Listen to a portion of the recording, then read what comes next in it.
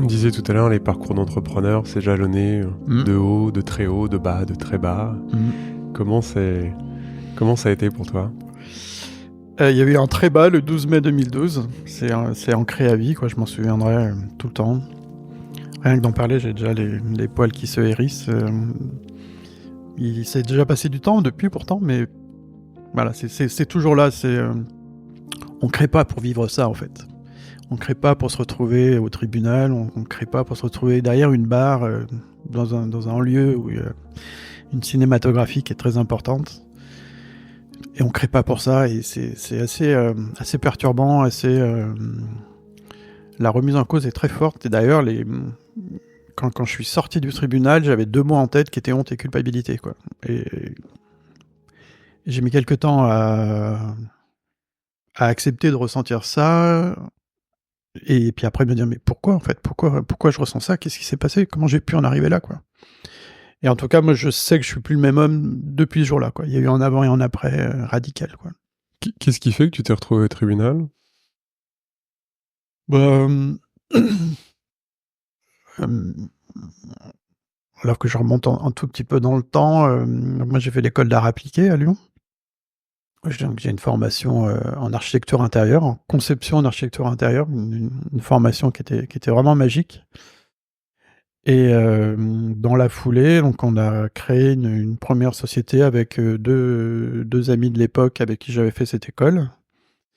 Mais on avait fait juste une école d'art, quoi. On n'était pas prêt, on savait pas ce que c'était qu'une entreprise, quoi. Mais pour autant, on s'est lancé, et voilà, on avait une idée, on avait une envie, on espérait qu'il y avait un besoin, et on a dit allez go, on y va, quoi. On était 3.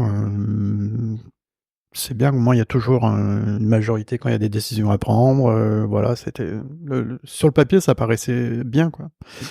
Et puis en fait, au final, on a accumulé tout un tas d'erreurs. Au fil du temps, ça a duré quand même 15 ans, donc c'est pas neutre. On est monté jusqu'à une dizaine de personnes. C'est une entreprise qui faisait quoi? On faisait essentiellement du design signalétique, donc qui était une passion que j'ai découvert sur le tard, par hasard, pendant la Coupe du Monde de foot, alors que je suis pas du tout foot. C'est vraiment un truc qui me...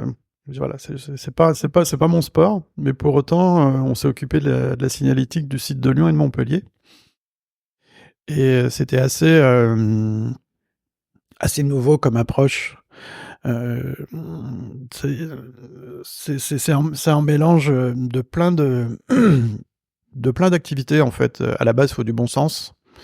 Ils nous ont juste transmis la charte graphique, ils nous ont dit voilà les tribunes, voilà où les gens vont se garer, entre-temps, on sait pas ce qu'il faut faire, débrouillez-vous, quoi.